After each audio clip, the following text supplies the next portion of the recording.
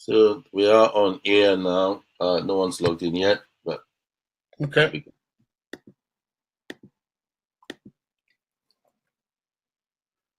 What tends to happen in terms of just timing? about Does everyone? just people start logging. We have 26 registered.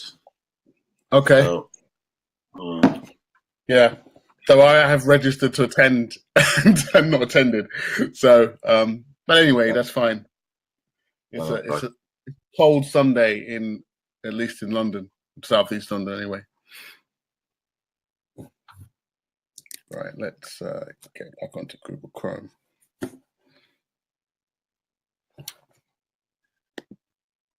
yes, welcome to tonight's webinar, member engagement on steroids. Hi. If you can just type in your names, that would be good, and which club you are from.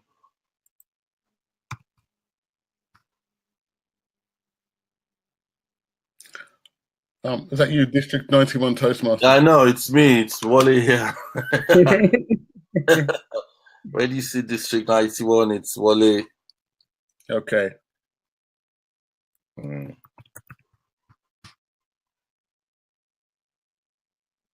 Sydney's just joined. Yes. Hi, Sydney. Hello, Florian. Valbona. Hi. From Brussels.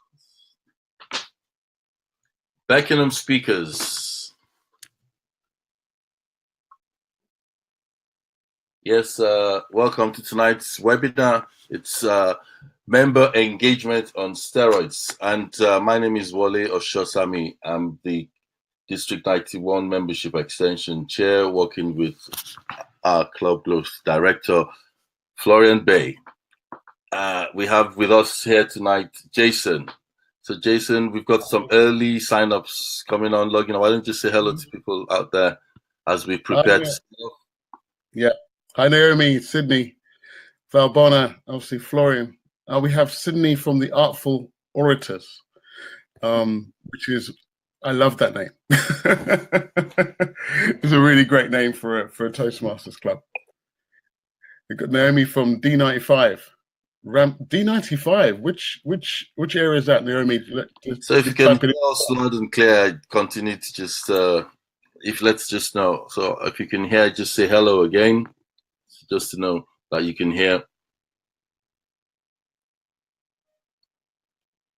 Naomi from Germany. Ah. So we got 1 minute to the start of tonight's event, and I'd like to welcome you all again to this series of webinars, Toastmasters District 91.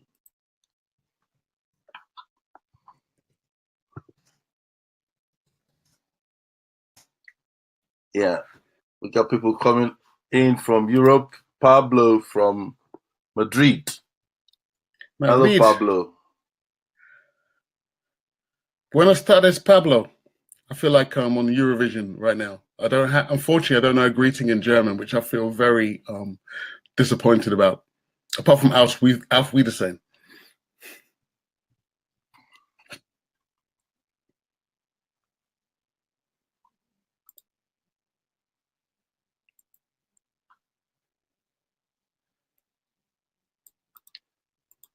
Okay, so we are live and we are starting again. Welcome everyone to tonight's webinar. It's membership engagement on steroids. So why do we do this webinar? By the way, my name is Wale Oshosami. I'm the membership extension chair for District 91 in South England, is it? Oh, yeah. UK South. District 91 of Toastmasters International. And with me tonight is Jason Thompson. He's been a member of Toastmasters for 10 years. So let me just give you a brief background of why we're doing what we're doing. So these webinars are for club officers and also interested club members in District 91 and beyond. As a matter of fact, we've done about 6 of this in the last 3 or 4 months. And the main objective of this webinar series is to share and promote best practices for membership growth and retention across all clubs. It also serves as an avenue to promote the exchange of ideas between clubs. So I'd like to just welcome you once again to tonight's webinar. Our presenter tonight is Jason Thompson. Jason, would like to say hello. Hi, everybody. Hi, my name's Jason Thompson. I've been a member of Toastmasters, as Wale said, for 10 years. My first club actually was in Spain, was in Barcelona. It's called Prestigious Speakers Barcelona. And that was my first introduction to Toastmasters. And I admit, during my initial phase as a Toastmaster, I wasn't very engaged. I ran away at any prospect of engagement whatsoever until I was persuaded by the then club president to persevere to make my second speech after I ducked out of making a speech at least 3 times at a club meeting. And I thought there was no way they would actually accept me back in the club, but I was very much encouraged to come back. And since then, taking my time through the Competent Communications Manual, I've come very committed to the idea of being a servant leader in Toastmasters and helping people develop as part of my own personal development. And when I'm not in Toastmasters, I mean, I'm currently now area director for Area 59, which is in a district called Canary Wharf, mostly, and Southeast London. In addition to being area director, I've also served as treasurer, president, vice president membership as well. I've been a member of a corporate club, community clubs, overall 5 different clubs. So I've kind of had lots of different experiences and being in different types of Toastmasters clubs in Spain as well as the UK. So it's a real privilege here to share the experiences that I've picked up over this time. In addition to that, in my non-Toastmasters life, which I managed to have, I have a married wife, a 9-year-old daughter that keeps me on my toes, and some of the previous jobs I've had have been, I was an aerobics instructor, which is around wearing lots of Lycra and getting people jumping up and down to exercise, which is a career that I left behind, unfortunately. I really enjoyed it, but didn't pay that much. So now I work as a business analyst in mainly banking in the City of London. Thank you for that, Jason. So we'll just get on straight away with tonight's webinar, which is member engagement on steroids. So, Jason, over to you. Let's get on tonight. Thank you. So, member engagement on steroids. Now, that's a very interesting title. I'm sure many of you would agree. It's one of those titles that when someone says, hey, we want you to do a webinar just after Christmas, can you give us a title? It was the first thing that came into my head before I actually knew what I was going to say. So I'm going to add some disclaimers. Firstly, membership engagement on steroids is intended to be a catchy title for webinar. It's not by any means meant to encourage the use of performance-enhancing substances or be part of the quest for a distinguished club award. Any reference to use of drugs in this webinar will be mainly for comedic effect and should not be taken literally.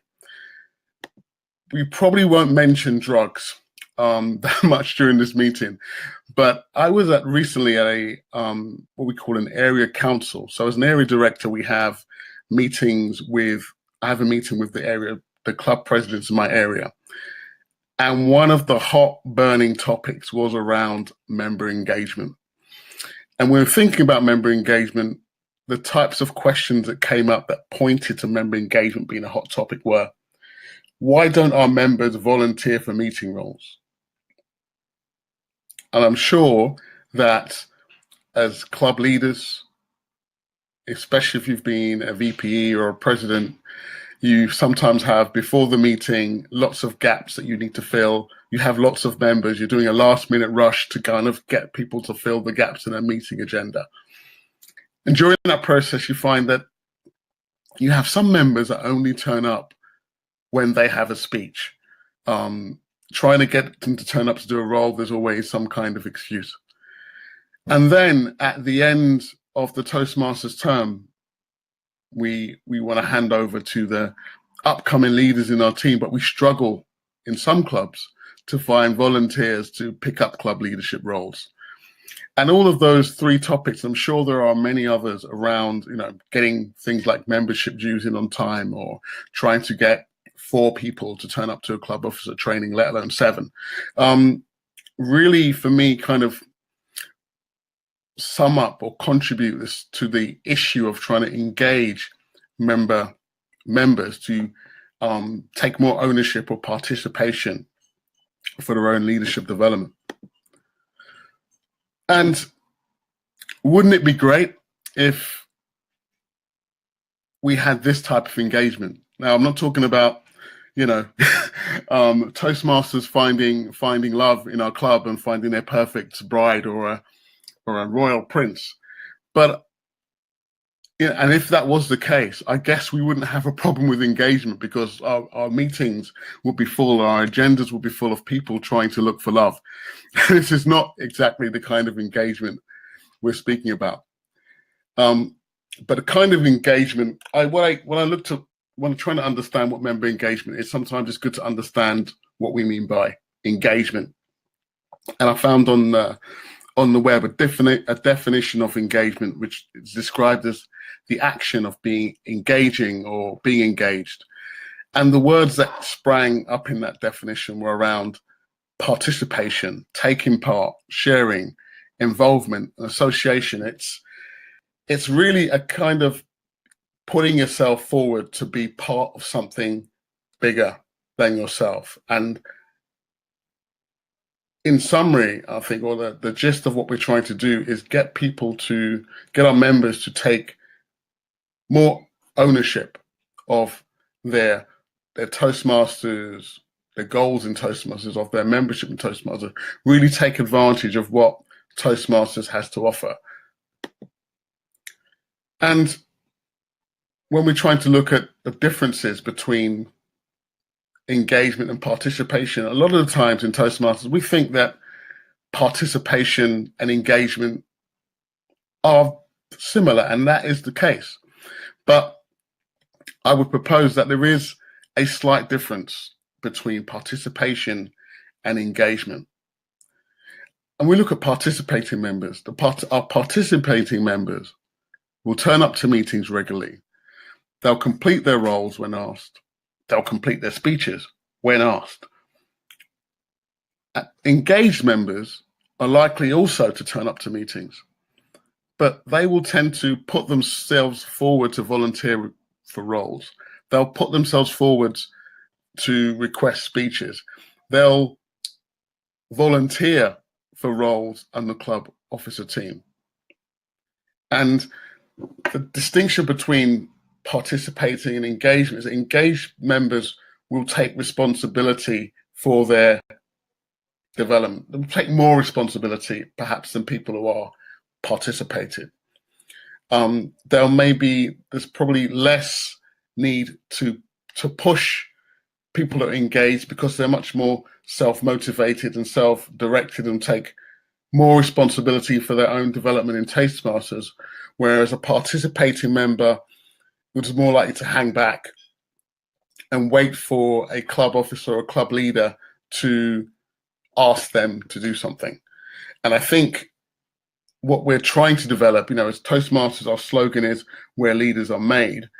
What we're trying to do is to really move or convert, better said, people from being mere participators to people who are being engaged and taking control and leadership in their own self-development. And I found a really interesting quote from a study by Hoffman around engagement versus participation, a difference that matters. And his quote was it said, "The kind of engagement that transforms a person is more than mere participation. It is risk-taking, spontaneous, socially supported, and heart-pounding co-creation." So at that point, kind of having set up the idea of what I think member engagement is, what I'd like to do is just kind of ask any questions or feedback around what your thoughts on member engagement may be. And if you have any questions, please type them in and we can respond to those before we move into the next section of the discussion. So, in your own clubs, you may have issues around membership engagement. If we can't answer them now, I'd also like to maybe address some of those questions later on during discussion. So if you have any questions, please feel free to type them in, and there'll be a few that we can try and maybe talk around now, or we'll pick those up later on in the call.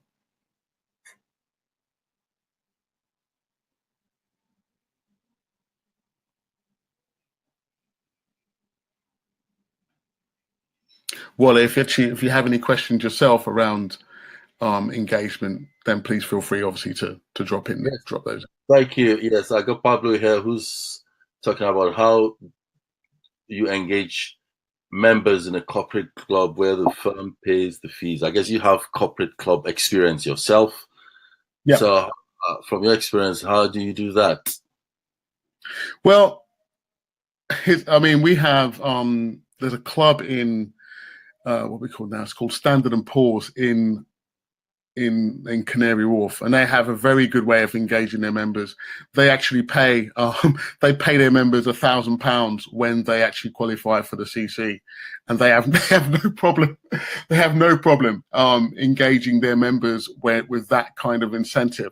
But at the same time, I'm club coach of a club called State Street Speakers, and when I joined State Street this year and I spoke to the club president, he was telling me that the club pays, the company pays the fees. And that's exactly the issue that I faced, or that we're facing at the moment, is that when the corporation rather than the club pays the fees, there is a lack of buy-in, because as a member, you don't really have any skin in the game in terms of, you've not really made a financial investment. And that said, a financial investment isn't always everything. I mean, this is the year that people join the gym and sign up and pay ridiculous amounts of money to join gyms and get fit and don't go.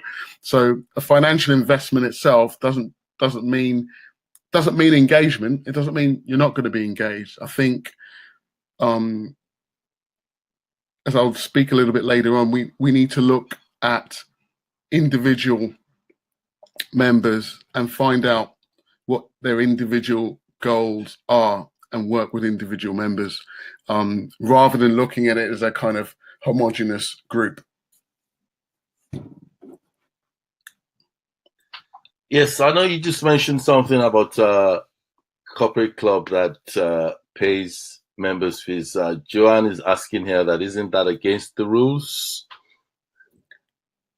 Allegedly, I don't know what the rules are. It could be. It could be. I guess it depends on how they frame the incentive. I guess so. If the incentive is framed within a HR structure and it's part of a someone's appraisal objectives, for example, then I'm guessing there's probably ways around it. I wouldn't be in a position to say. I'd need a bit more familiarity with the rules. As I've got an interesting question from Naomi, does TMI know that the value for CC is £1,000? It's probably a value of £1,000 in Standard & Poor's. I think maybe other companies may have put a different value on it. I think to individual members, I think it's, in terms of our own personal development, it's worth at least £1,000 for sure.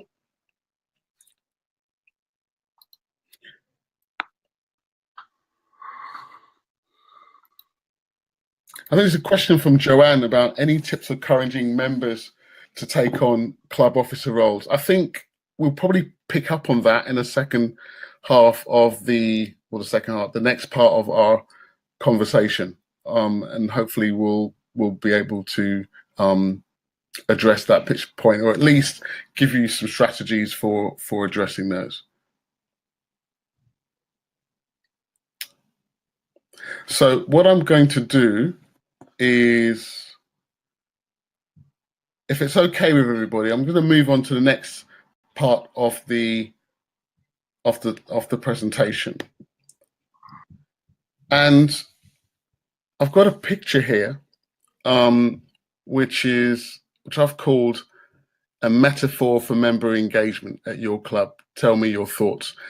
And I'm going to go through this picture and I'm going to put my thoughts into it, and feel free to type in your thoughts as well, and maybe Wally can pick them up and we can maybe discuss them later. So it's the beginning of the year. Obviously, a lot of people's thoughts are turning to fitness. The talk is called Member Engagement Steroids, so it's probably the only relationship I've got to the talk title itself. But what I wanted to look at was this image as a little bit of a system around how we think about member engagement. So in this system, in this picture, we've got a trainer being spotted. Sorry, a trainer, the person who's sitting down on the bench trying to lift the weight, being supported by a coach. Now, in this picture, we have different elements that make this work. So the first element that I'd like to talk about, and thinking it as a metaphor for what goes in your club, is the bench or the wider gym. Now, the bench or the gym represents a safe environment for this individual who's on the bench to practice a skill. And that's to what, when we talk about Toastmasters, every club that I've been a member of, what we've always pushed and what we push generally worldwide is Toastmasters provides a safe space for people to develop their communication skills. So when people come into their club, a safe space means they're not going to be threatened, they're not going to be attacked, they're not going to be put down, they're going to be valued, they're going to be supported, they're going to feel safe enough to practice something that they may not be particularly confident at a particular moment in time. And that's pretty much what it's like. That's what the bench provides. That bench, if it's not stable, that person is not going to be in a position to lift that weight. If the equipment's faulty, if there's not enough lighting in the gym, that's not going to work. So firstly, in Toastmasters, what we do is provide a safe space and a platform for an individual to develop a skill, the individual being a member or a potential member. Now we have our learner or our member is someone that comes in to our clubs that seeks to develop their mainly communication skills or leadership skills.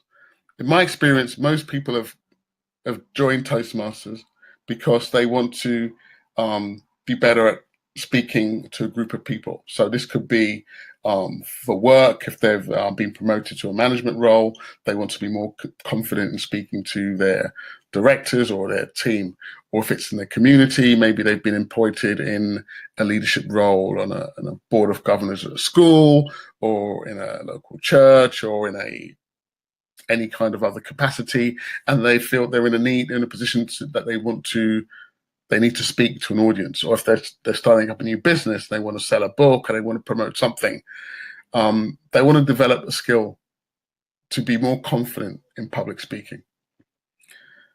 The bar, our guy on the bench is lifting a bar.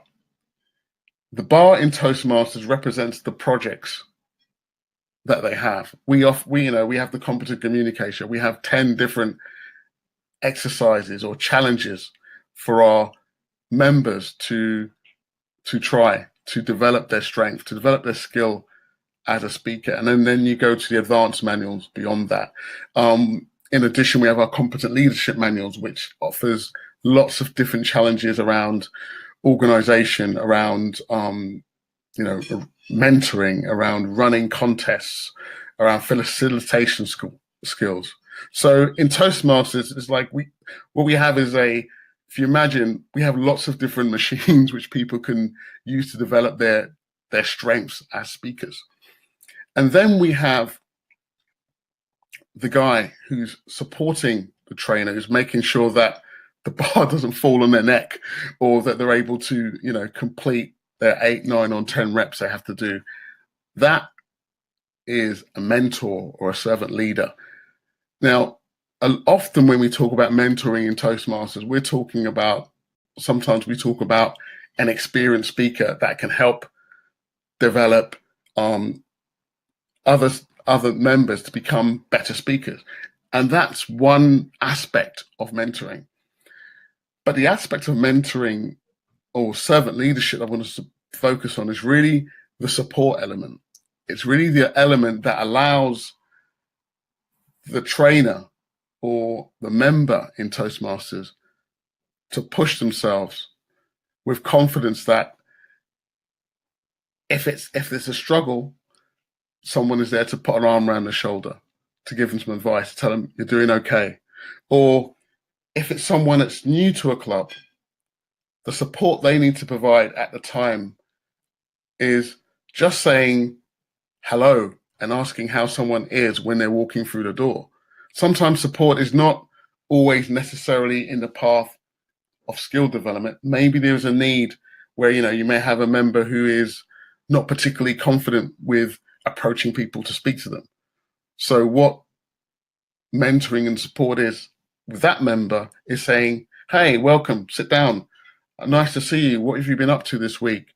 Hey, have you spoken to, introduce that member to another person in the club so that member feels comfortable to the point where he can then move to the next stage in their development. So when we talk about member engagement, really what I'm focusing on is personal relationships. It's really not thinking about, from a club officer perspective, thinking about how can we get our members to be more engaged. It's really about how can we get Joanne to be more engaged, or Nadia to be more engaged, or Danny to be more engaged. What are their individual needs? Because not all members are the same. Not all members are in the same club for the same reasons. So I think the key to member engaging in Toastmasters is for Toastmasters to engage in the members in what's important to them.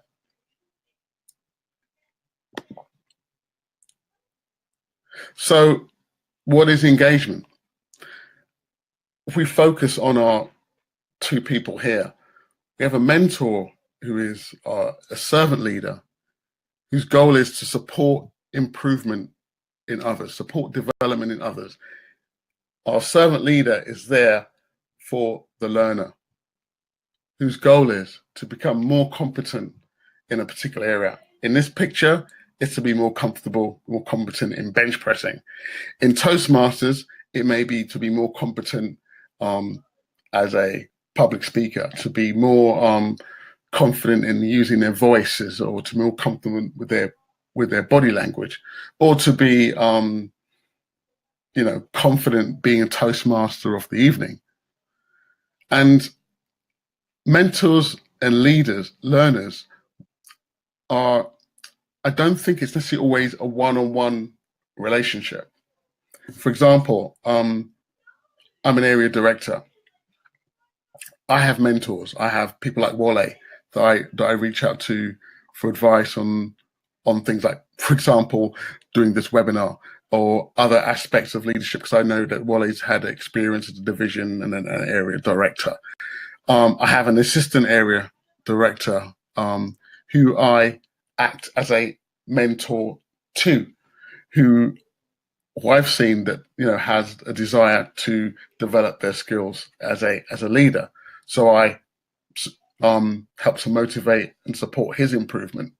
In my club, I have other mentors. I have, I'm not sure if many of you might know, Julie Cortez. I've known Julie for 8 years, and I look to Julie for how do I add more humor into my speeches? How do I become more vulnerable? And we don't necessarily have a formal relationship, but actually I know when I go into a club and I want to go into my club and I need to speak to someone about those things, I can approach Julie. There are other people in my club that can, like our past president and Lewisham speakers, that I've been mentoring since they joined the club, and encouraging them and seeing them grow in confidence and recognizing their growth in confidence. So mentoring doesn't necessarily have to be an intense relationship.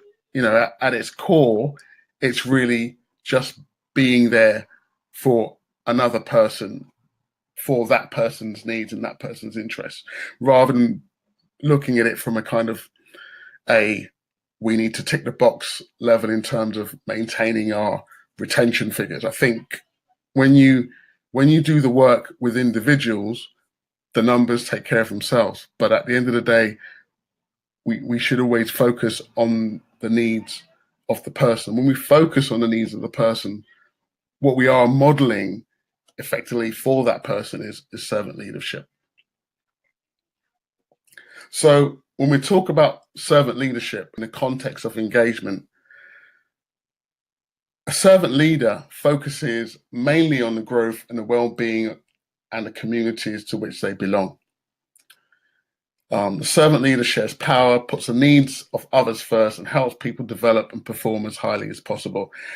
The term servant leader was developed by Robert Greenleaf in an essay, The Servant as Leader. And what I really like about this statement is really around the focus on the needs of others.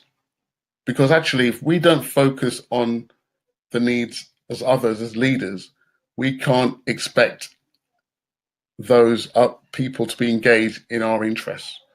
So what we need to try and do as leaders is to align the interests of our members with the interests of the clubs, or of our clubs. So if we're talking about getting people to take on club officer roles, what we should be doing really is building relationships with individuals in our club. So for example, if you're a treasurer, building relationship with someone in the club where you're talking to them about their role before you even ask them whether they're going to do the role. So you're selling them. You spend, it's almost like a courtship. You're spending a lot of time investing in the relationship to the point where there's enough trust that you can ask them to take on a role. So going back to our original question, why don't our members volunteer for ... Why don't they pay their dues on time? Why can't we get them to do club officer roles? I think we need to have conversations, and we need to kind of get personal with our members. I don't think that it necessarily needs any special training, but I do think in our clubs we need to encourage more one-to-one conversations between members. 1 second, I have an intruder in my room. 1 minute. Yes, that was my daughter. I think she was coming to kiss me goodnight. So excuse me for that. So what we need to do is actually have conversations with our members, and to really try and find out what their goals are. So for example, I've got a picture of myself in the middle, and as a member, if that was me, I'd say, well, okay, Jason doesn't seem to be as engaged as we would expect him to be. Let's say we want him to turn up for club, become a club officer, or to volunteer for meeting roles. We asked the question, why did he join? What was his motivation for joining? Was it a new job? Was it he wanted to prove his public speaking skills? Was it because he just moved into the area and he needed to make new friends, for example? Because, it's people join for multiple different reasons. But I think to find out how we can engage them, we need to find out what their motivation is for joining. What are his goals? How do we know what his goals are if we don't ask him? So we need to have the conversation. What is he looking to achieve out of Toastmasters? By when is he looking to achieve his goals? So say, for example, if we look at CC, for example, somebody might say, hey, I want to be a CC in 12 months, which is a great goal. But looking at it from the next question is, are there any obstacles prevent him from volunteering? Well, perhaps this member can only turn up once a month due to work commitments or family commitments. So how can we ensure that we can support him to achieve his goals with those restrictions in place? Maybe those goals are not realistic. Maybe we need to try and say, hey, maybe 12 months may be a challenge for the amount of time you can commit. Let's have a look, and maybe we can see we can do it in 18 months. Can we align his goals to volunteering for a meeting role? Well, we could say, and what we often do, is that in order to improve your speaking skills at the rate you want to improve them, you need to get more stage time. And you get more stage time from doing a meeting role. So if your goal is actually to improve your speaking skills, then meeting roles, volunteering for meeting roles, is going to help you achieve that. How committed are they to taking action?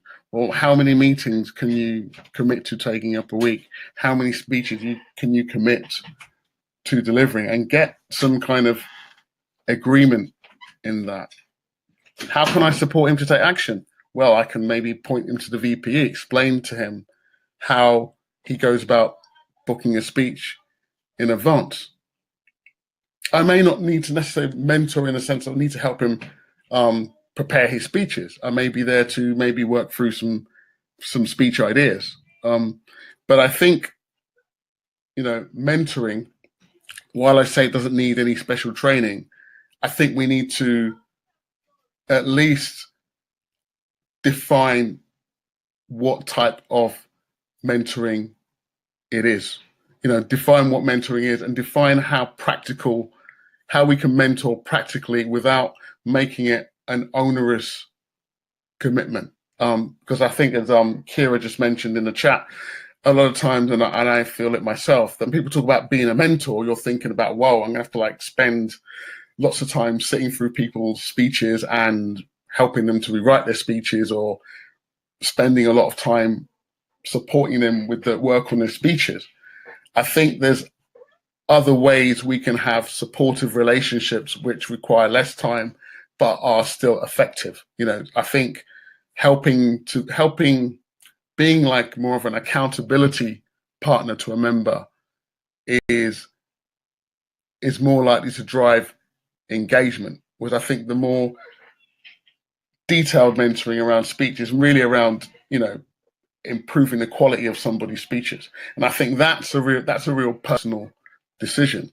But I think everybody in the club, with some guidance and some direction, should be able to answer these, or at least have a conversation around these 5 or 6 questions with another member in the club. Because I don't think that these questions are actually Toastmasters specific. These questions can just as easily apply to the work environment, and are often used in the working environment. We're just taking stuff out of the working environment and say, hey, we need to find out, in order to motivate people, we need to find out what motivates them.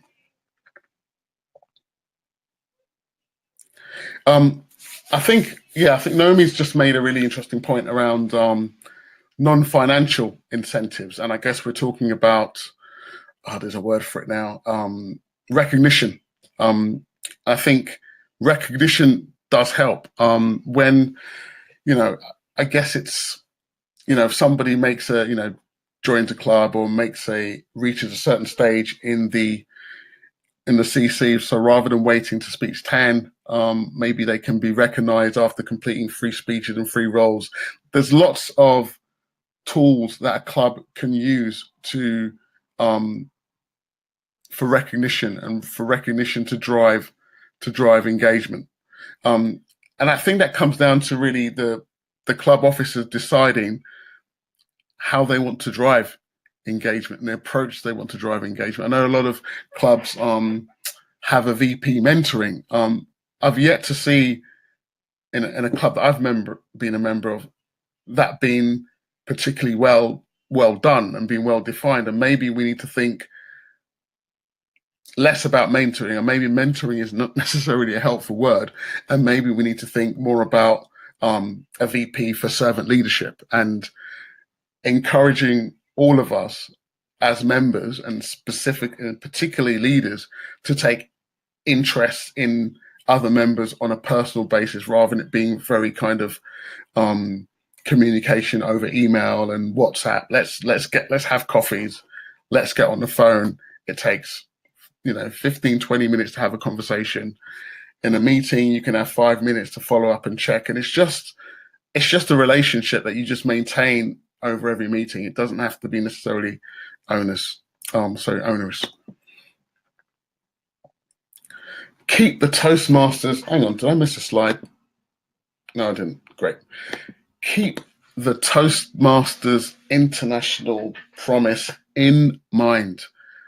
When we join, we actually make a commitment, funnily enough, to being servant leaders.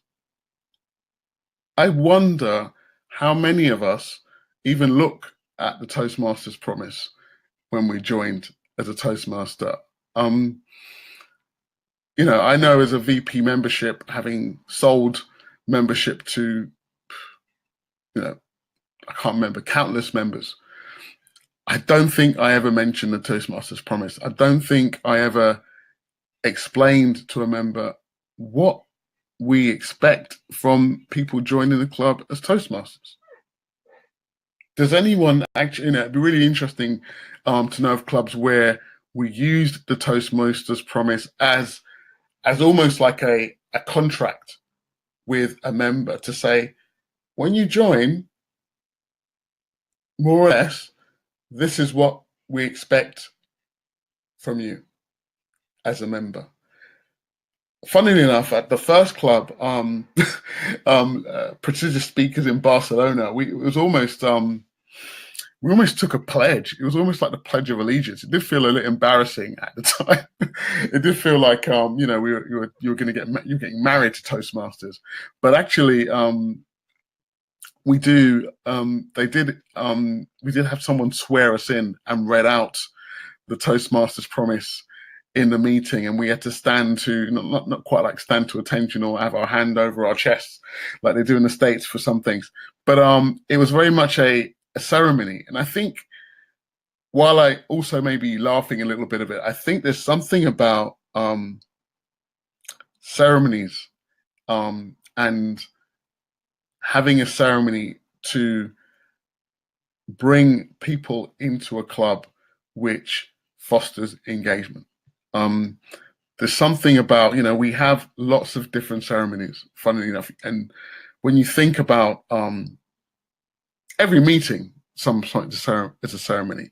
When we have, when we give out prizes or awards, there is a ceremonial element. When someone gets their CC, there is a ceremony. And there's something about ceremonies that bring us all together in a really strange way. And while we may laugh sometimes at them thinking a little bit cheesy and a little bit American, I think it's a real way to just kind of let people know that a member has arrived in the club, and for everybody to have the opportunity to welcome them.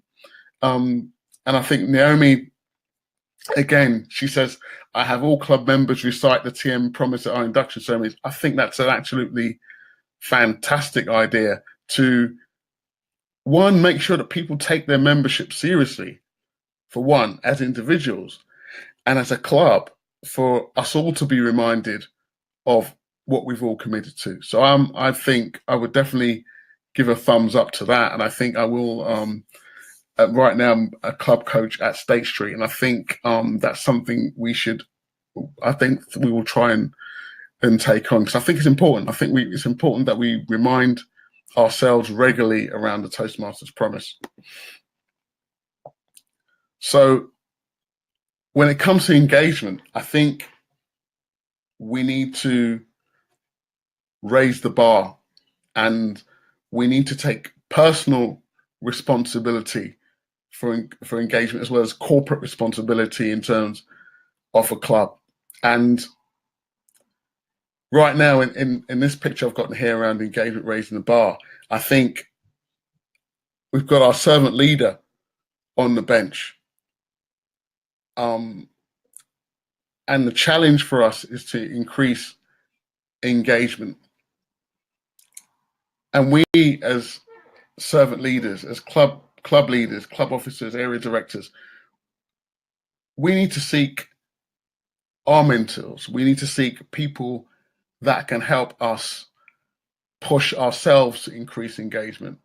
You know, we need to also, as leaders, set the path and, you know, go out and make those relationships with individuals in our club and help them to develop their skill as Toastmasters speakers, but also encourage them to become servant leaders themselves.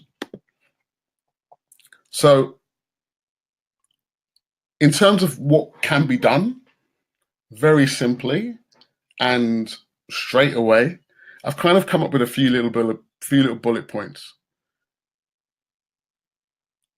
And I think it's simple enough that with a bit of practice, we can kind of establish this as a practice within our club for all of our members. And if each of us could think about one person in our club we could help, and we take the time to have a one-to-one conversation to identify their goals and needs, and we could support them to develop a plan of action to work towards a goal. And if that goal is beyond our confidence or competence, find another person that maybe we can bring on to help. We follow up to keep them on track. And I'm not saying, we don't have to have an Excel spreadsheet on them, maybe a few notes, but we ring them and say, hey, how's it going? You know, how's your speeches? What happened last week? What, didn't see you at the last meeting. What happened? Just kind of making sure that you're acting as a kind of accountability partner. You've sat with them, you've worked out what their goals are, and now you're just saying, hey, you said you do a speech a month. I haven't seen you for 3 weeks. What's going on? And it's fine for them to, say, oh, well, I've had work, I've had all this, blah, blah, blah. That's okay.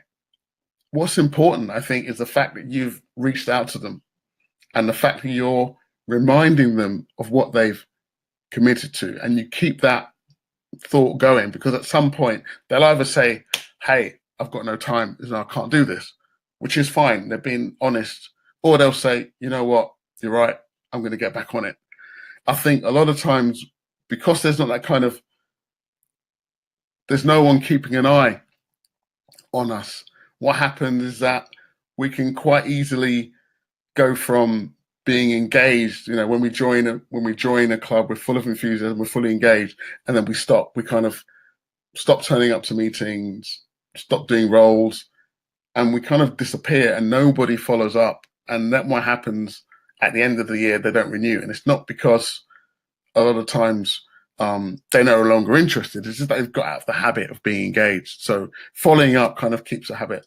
When they succeed, jump for joy with them. When they make a speech, be the one that rushes up to them, pats them on the back, says, hey, great speech, or gives them, a real constructive comments or feedback based upon the relationship that you already have with them. And then encourage them to serve others as they've been served by you. Encourage people to pay it forward. Yeah, if you've invested your time to support their growth, encourage them to invest their time to support growth of another member. And if we could do that, if each of us could do that, and at the end of the year we have 2 or 3 more engaged people in the club that we would have had if we didn't, that's a win. That's a win for the club. Those people are going to be taking on the mantle of our next leadership team. So while it's a very small thing, well, it's not, there is a degree of commitment. It's something that we can all do. If we all work together and embed that in the culture of our clubs, over time, we are going to build a community where the majority of people are servant leaders. And when you have that, you really have the culture that you need to grow engagement. So I'm coming towards the end of my talk. And what I'd like to do, there's been lots of comments in the chat that I've kind of seen whizzing past me at the moment. Wally, I guess you're making some notes, and maybe we could have a little bit of a discussion on those comments. Yes, thank you very much, Jason, for that. I just wanted to ask you a little bit about this servant leadership thing which you talked about, and there's a question here. Someone made a comment about that would be a lovely idea to have a VP for servant leadership. What do you, any more you can talk about that in terms of its relevance in Toastmasters? I think we have mentoring, and I think when I talk about a VP for servant leadership, we talk about Toastmasters being an organization where leaders are made, but we don't really put much flesh around developing leadership as much as we do about public speaking. So we have a VP of education, and we have roles that develop leadership, but I don't think we really talk about leadership as a practice that we can all do. And I think servant leadership is something that we can all do.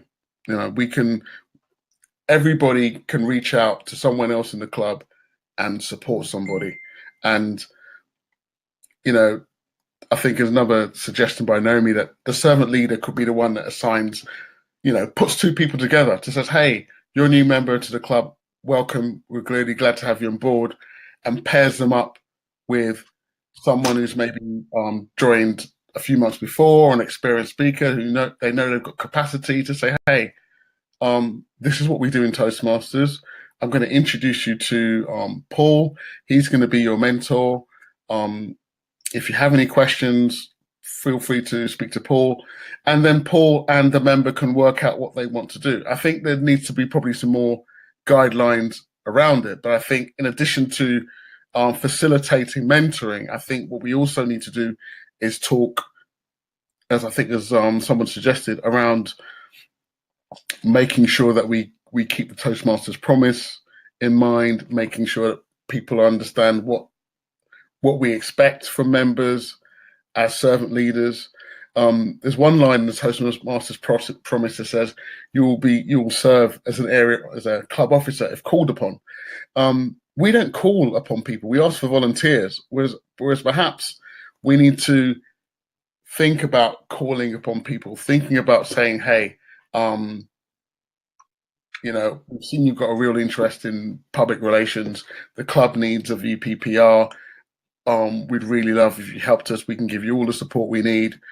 And just kind of have that as someone who's kind of taken the lead in terms of promoting a culture of servant leadership in the club. I think it will be different for every club, but I think a focus on servant leadership will be would be very valuable to clubs, and it'd be very valuable to the individual, because I think organizations these days are looking for people to take on that kind of role. I think Glenn, I just saw a question from Glenn around having club officers have monthly meetings to plan ahead and stay engaged would set the help and set the example for members. Absolutely. I think if club officers aren't engaged, and I don't think being a club officer necessarily means you're engaged.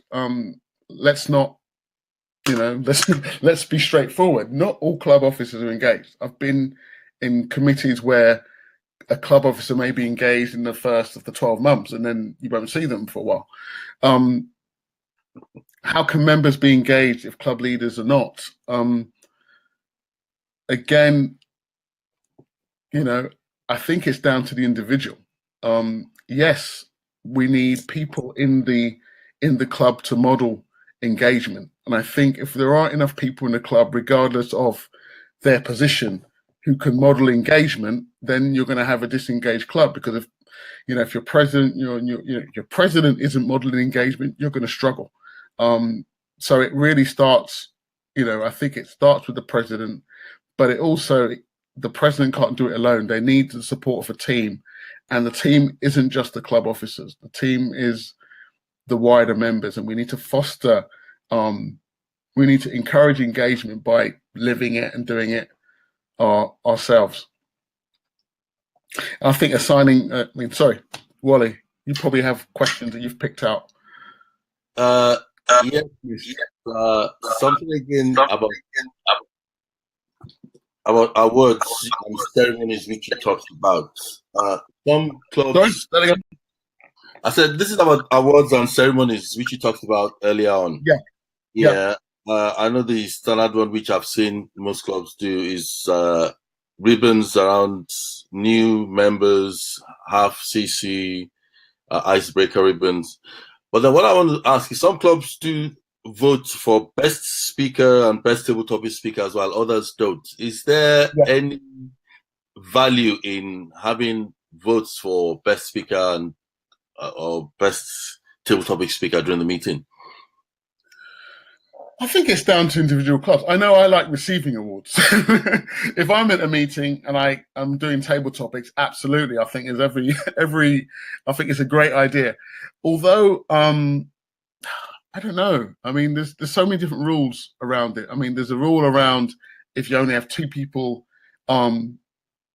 speaking in a meeting, then you don't do the award, which I think, then why do it anyway? If you're going to do it. If you're not, then don't. I think, but from a member perspective, I think it's always good that wherever we can recognize people for what they've presented, especially if they get a chance to, if they've made a speech and the people in the audience have recognized it as a best speech, I think that's a great award to receive. So I'm very much in favor of that, because if it provides benefit to the group. If you've got a group of really experienced speakers, if you've got advanced speakers, then probably less so. I don't think they would necessarily be so motivated by the awards.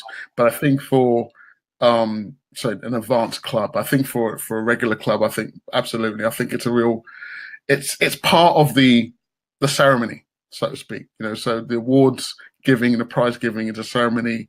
Everybody gets involved, and I think for that aspect, it's definitely worth having. Yes, thank you, Jason. There was another question earlier on about non-financial incentives that can be used, because you did talk about the financial incentive which corporate clubs do use. So what do you think? Any suggestions from your experience? I mean, I'm kind of halfway between with incentives. I think you can go overboard on recognition. Personally, I think if you recognize somebody for everything, then you lose the value of the recognition across the club, because everybody gets a prize. I think what we need to do is develop the journey is its own reward.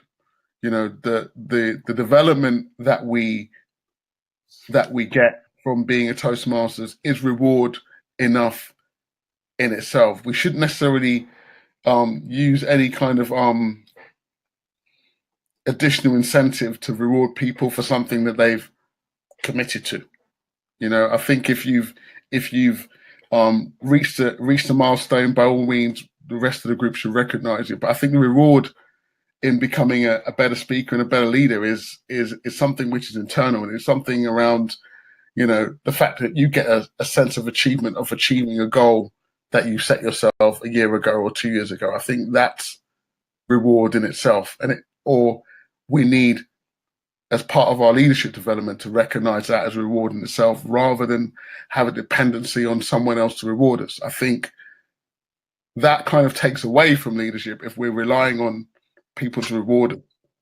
Yeah. But then again, the recognition of the community is important in terms of our sense of belonging to the community. So it really depends on how it's kind of framed.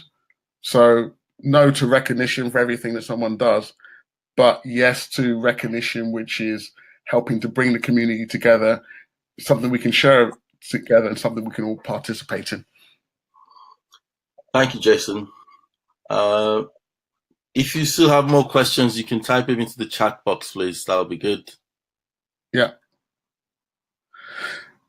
I'm just trying to see if I can see any more in the chat box. I might have seen one here. Okay. Now there's some good comments around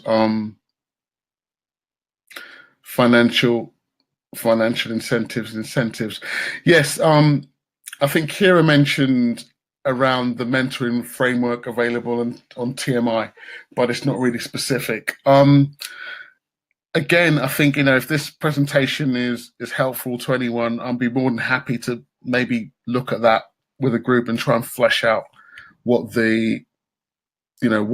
mentoring could work practically in a way that's kind of easy for people to engage with. Because I think that, like you say, I've seen one of the mentoring presentations done, and they're really great, but unless there's a real strategic follow-up and unless it's implemented practically, it just becomes a nice chat. And I think we need to kind of get away from talking about mentoring and actually start doing it, and making it accessible to as many people as possible, rather than the people who have lots of time. Because I think, we all have busy lives. A lot of us have, jobs and families, and we've got to try and make sure that we kind of we're not spending too much time in Toastmasters at the expense of those people that we love, because that's not a healthy balance.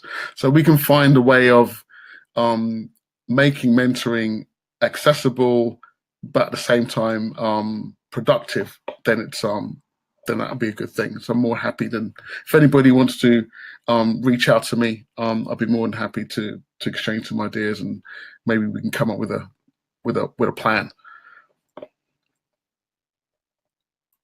Okay, you just got about 1 minute to go now.